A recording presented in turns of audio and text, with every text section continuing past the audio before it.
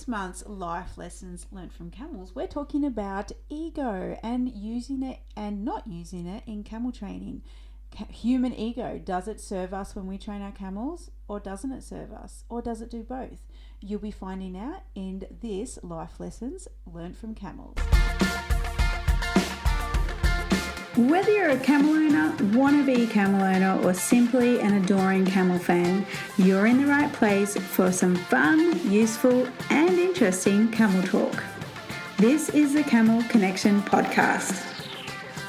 We're your hosts. I'm Tara. And I'm Russell. Join us here for fun learning about camels, how to care for, train, and handle them. Plus, insider stories and interviews. And also some interesting stories of our lifestyle with camels, the good, the bad, the ugly, and the very funny. Make sure you've subscribed now so you don't miss out on an episode.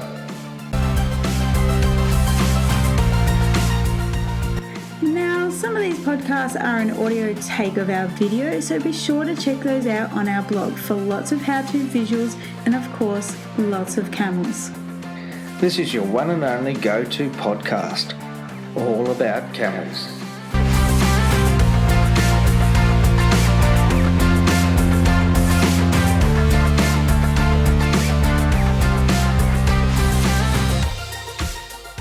Hi everyone, it's Russell here. And Tara. And welcome back to the Camel Connection podcast. Absolutely. It's always fun to say that. It is, yeah. It's like a radio. You say it well too. I know. You've been practicing. I put my radio voice on. The radio You know I voice. used to do radio. Did you? I did. I Did didn't you? know that. No, I Ever? didn't know that. I did not know that. I think you did. I did not know Now that. everybody else knows that too. No. It's good fun. Where did you do it? Oh, it doesn't matter. We're not going to go into the details. Right. This isn't about me. This is about me. Me. No. And that's exactly what we're going to be talking about. Me? Ego. Well, actually, see? It works in well. I know. So planned that. You did not. So, yeah, like a lot of the time, obviously like this monthly, we do this monthly. So, sometimes life lifes you and we just had a life you moment. So we just pause for a minute. So if we're taking off in a weird moment, that's because we have... Life what? Life lifes you. Life. Say it again. Life's you. Oh, life's yeah. Oh, gee, I cannot say that quickly. Anyway, all our kids, 3 children are home from school today. So, yeah, you know, we still have to parent probably in the short time while we do this podcast. So there might be a bit of pausing. All right, so we better hurry up. So, where were we? So every month we do a life lessons learned from camels, because if you're an animal person, you know that animals can teach us so much about life. Especially camels. God, gee, they really get into it. They really do. Their life purpose is to get into us. That's right. Yeah, they test every boundary. Yeah, they do, don't they? Well, they really can. do. And it's like they want to, or that their purpose in life is to demolish anything you ever believed, good, bad, and indifferent, and just go, well, this is where we start from here. And it's going to be our way, and that's all there is to it. Yeah, and that stubbornness that they do have about themselves is really helpful, I think. Well, I mean, you know, it is helpful, but I mean, you know, more to the point, it's up to us to just blend in with it too, and so that we're still achieving the objectives and the results that we're after, but we're blending in with the camel. Yeah. So there's one thing that camels definitely do not relate to, and what we want to talk about today, and that is ego. Oh, yeah. And we all have it. Yep. It is, I mean, it's part of our survival mechanism. Like, it's something that will always be with us. And absolutely, it serves us sometimes. But listen, you know, that just reminds me of the Skyhook song, Ego is not a dirty word. Oh. Ego is not a dirty word. Is that what it... I thought it was always eagle. Oh, eagle. Oh, my God. Don't you hate that when someone just bursts your musical bubble? You're like, for all these years I thought it was... Anyway, look it up. Skyhooks was the name of the band back in the 70s. Yeah. The lead singer was Shirley Strawn, and he happened to have gone to primary school right opposite where I lived. There Okay, you well, now we know everything about you. Absolutely. Let's talk about me. So, I think this is also like where I feel like camels have probably taught me the most about ego, because in part it's there to help you and serve you, and in other parts it's there to obviously like not serve you. Like it gets in your way to move to where you want to get to. So, from my perspective and what I found when I first started working with camels is that everything was fine and dandy until I put a bit of pressure on and started asking them to do something. And then because I was so adamant, like, you have to do this, my ego started getting into, you have to do this. Like, my ego was just like, right, well, I'm just not going to give up. But it wasn't even the giving up, because you can do that in a way that doesn't actually involve your ego, and that's what we teach in our training. But for me, it was like, I have to do this so that I prove to myself and those that are surrounding me, possibly watching, that I can do this. So it's sort of like an outward pressure thing. Would you agree with that about ego? You feel like that this outward pressure, either for yourself or from others, obviously others aren't pressuring you, to actually get this thing right. Yeah, I'm sort of getting your drift. Yeah, you're not following because you're looking at the children playing. Well, no, it wasn't playing. They were stepping on my plants. Wait one sec.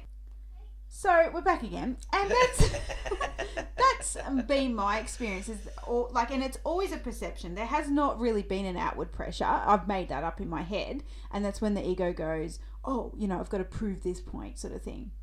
But in normal camel training, You were probably trying to prove something to me. Well, yeah, that's what I mean. Like, it's always, it feels like this out external thing from you, which it's not really, because you make it up in your head. Do you know what I mean? Like, you weren't standing there going, "You better impress me." Like, no. Yeah, so it's this always, ego is always this thing that we make up in our own heads. Well, yeah. That we've got to do something or be something. Oh, look, a lot of the psychologists and all that sort of stuff will say narcissism is a really good word to use there. Well, yeah, I think that's a bit different though. Do you? What psychologist says that? Well, is this Dr. Phil? Dr. Russ. Because narcissism is a bit different, Russ. Is it? Okay, yeah, right. Yeah. I'm sorry, but right. I'll have a talk to you about what narcissism is afterwards. Okay, good. Yeah. I saw it on a billboard. Or Facebook. It's definitely true. You don't actually have to prove anything at all when training camels or working with camels. I mean, it's just a matter of trying to blend with them. And I know I've done the same too, Yeah. Sort of, when you start to get a bit cranky and all that sort of stuff, because the camel won't quite do what you're wanting to do and all that, and the camel's getting all frustrated and you're getting frustrated, and then it all turns to crap, and you throw your hands in the air and walk away, and the camel's left going, "Oh, what was all that about?" And it just doesn't work, does it? And guys, like, we're not perfect, just so you know, which is pretty obvious because we're human, and like, this happens to us, and sometimes we do let our humanness get in the way, and maybe we're a bit tired, or we've had a bit of a bad day or whatever, and we always have. We never hit our animals, of course, never. Like, that's just something, we just don't go there. But, like, we do have these bad days where we do let sometimes our ego get in the way, or, something like that. Like, it's just part of who we are as humans, and we learn from it, because the camels certainly remind us, don't they? Oh, they sure do. Yeah, no doubt about it. And, they sort of bring us back down to earth. That's the good part about them. Yeah, definitely bring us back down to earth. So from there's a really interesting experience. I think we may have said this on the podcast before, but it's cool because it could be lost in translation somewhere. But there was a trip that you did with a group of men. Oh, yeah. If you'd like to explain a little bit about that, just give people context on this camel ego thing, on how camels don't tend to relate to it. Yeah, okay. So it was a safari trip, and it was all male trip, and there was a lot of the male style of banter between each other, and What's a male style of banter? Oh, geez, Like how do you roughing each describe other it? up, or Oh no, just no, not physically at all. But it was all the macho um, banter that males quite often do. I don't know how else to describe that. yeah, But yeah, it was definitely a lot of testosterone, sort of yabber and talk and all that sort of thing. And the camels, interestingly enough, absolutely hated that trip. what did they do? Well, they mucked up. They really mucked up with each other. So it was almost like they were mirroring what was going on. And We've spoken about how camels are your mirror. yeah, so they were sort of mirroring this behaviour, and because of that, then they weren't quite doing the right things in the string and handling them and managing them as a string, as a herd, to get the purpose done of actual tracking on a day-to-day basis was actually quite a hard deal. And they were glad that it was over. I could tell that. Camels, Yeah, they were really glad. They sort of took off, and once they were unhalted and released back into the paddock, they were quite happy to bounce away and get away from that sort of scene, really. Whereas I've had other safaris where it's been all women. And I'm not saying this is a male-female thing, but I'm just giving this example. But of an all-female group that was into peace, love, and harmony, and yoga and all that stuff, and the gentleness and the kindness, and I suppose the motherly instincts, that really came through. The camels were just absolutely adorable and perfect in every which way. They wouldn't put a hair out of place, So that's just two examples, but over the period of time of doing the safaris, many years of it, it's certainly something that I have noticed, that the more egotistical sort of banter that goes around, or attitudes, the more the camels mirror and pick up on it and become almost unmanageable at times. Whereas the more sort of caring and soft and gentle and loving and tender, and no sort of need to be or do things, quiet too, whispering to the camels nicely, just talking nicely to the camels, then the camels just respond so well every single time. And we see it in our training courses too. But just before I go into a few of those examples, I just Googled quickly the word ego just to clarify what it actually means. Does it say it's not a dirty word? No, it does not say that. Okay, so it says a person's sense, so ego, a noun, a person's sense of self-esteem or self-importance. So that's basically so I can see how you got a bit of narcissistic stuff in there, but narcissism sort of more where they anyway, you guys can Google narcissism, like right. It's a different thing, but we all have ego because we all need self-esteem boosts every now and then. So on that respect it's fine, but when ego comes in as a kind of like, no matter what, I have to be right about this, especially, in the camel training sense, that's when it can get really, it just does not gel with the camels. Well, the other thing too is, like, rather than going the egotistical way in the training, you're wanting to get something done and it needs to get done. Maybe, and it's just a thought that I've just had, maybe taking too big a chunks. Yeah. Sort of aiming for too much, too soon, too quickly, with wanting to or asking the camel to do a particular task or performance, rather than going into little chunks and building up to a whole. If that makes sense. Yeah, for sure, it does. I mean, it's sort of like it. I feel like determination is different to ego. Like, you're determined to get your camel trained, no matter what and no matter how long it takes, sort of thing. It's sort of like, remember, I don't know if you heard this, our little son goes to Taekwondo class last night, and they were talking about the belts, getting white belt and getting to black belt, and the trainer said, how he asked the kids, how long does it take to get to black belt? And the kids are kind of 2 weeks, 4 weeks. yeah. And then he said, as long as it takes. And I thought that is such a powerful lesson. And that's how we should approach camel training, as long as it takes. I mean, we know that within our courses, our 3-day in-person courses, and then an extra 2 days for level 2, that we can get a camel lead-in and hush-in and all that sort of stuff, because we've done it enough times to know that. So that's actually just kind of social proof. But it's the reinforcement after that as long as it takes. What do you want to add to that? Yeah, no, exactly. I mean, like, that 3 days, okay, that's the mechanics, and yes, it can be done in 3 days quite happily, and, step by step, progressional, little bit by little bit, there's foundations, the building blocks.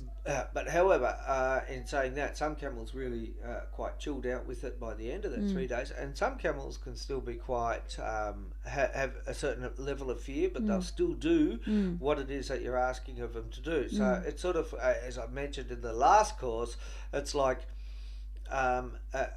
say 2 rocks. Okay, so we'll just pretend 2 camels, 2 rocks, 2 different types of rocks. One's granite and one's mudstone. All right. Both with jagged edges when you first are introduced to these 2 rocks. So you wanted to chip away slowly, little bit by little bit, through a process, those jagged edges to create a nicely smoothed out sculpture. Okay, so both rocks are 2 rocks, but one rock is a little bit harder for one reason or another. So one camel a little bit more sort of fearful for one reason or another, whereas the other one is quite pliable, if you like, moldable, pliable, and so it's easier to chip away and to get rid of the jagged edges to create that smooth, sculptured, finished product. And I think camels are pretty much the same in some ways. There's some camels that are hard to chip away at, but with consistency, persistency, and quiet, gentle behaviours, then it will be done. It will be done. It will just take a little bit longer for that camel to remove that fear. It's just like different people learn at different paces, and camels are no different. They're just not. They all learn at different paces, and they all get the foundations right of something, in our courses. But some just need to go through it again and again and again. And in fact, we tell people to do it again and again, because it's that reinforcement and that as long as it takes. And every time you work with your camel, obviously you're building your relationship with them as well. Totally. So going back to, like some examples in our course where ego has got in the training yard, in the arena, so to speak, and we see this, and we always see that the people that have the most trouble are the ones where they're letting their ego get in the way. So in our courses, we talk about an onion, having an onion and peeling away the layers. If you've got ego, you can't peel away those onion layers because your ego won't let you, because like the layers are actually fear, your fears and the camel's fear. So slowly we peel away, and there comes a time sometimes where people just get stuck at a certain point, and they're just like, the camel's just not doing anything for me. And that's when you kind of got to reassess and just go, okay, well, what is it about me that I'm reflecting to the camel? It could be ego, it could be techniques, it could be a combination of things that the camel is obviously mirroring, and therefore, the training is not going to plan. So there's some things to consider when you're in the training and handling yards with your camels. And getting back to really getting to, how does the camel view the world? Alright, so you really do need to remove yourself from your body and put yourself into the camel's body and look through their eyes at you. And if you're full of ego and doing this, well, the camel's obviously going to be frightened. There'll be a level of anticipation will be higher. So again, think of it from the camel's perspective. How do you approach the camel? How do you behave around the camel? How are you training that camel? It all counts. They will reflect you. You guys know that if you're animal people, like most animals, like especially the flight animals, like horses and stuff, they will always reflect you. Our daughter just got a horse recently because she wants to learn riding skills and things like that. And we went for a walk down the road, and a car was coming down the road, not fast, but coming. And our daughter started to get nervous, and then the horse got nervous, and then they went for a bit of a run, like before you know it. And I asked Charlotte after that, I said, were you feeling nervous when that car was coming? And she's like, yeah, I was. I'm like, well, that's why your horse Summer ran. And she's like, I'm like, they always reflect you, so it's just a lesson in life that animals give us, and it's such a precious lesson if we listen to it. Totally. Yeah. No, that's good. So I think from here I wanted to also add that we are also coming to the time of the year when we launch Virtual Camel School again, which means the virtual doors are open to Virtual Camel School will happen at the end of March. So in the meantime, you can actually get on the wait list. You can head over to camelconnection.com/camel school. We'll be running a free camel training webinar on, March the 22nd? March the 23rd. If you're in the States, that would be the 22nd, which will be live in our training yard again. We can't wait to do that. It's one of the most favourite things that we do is teach people the camel training.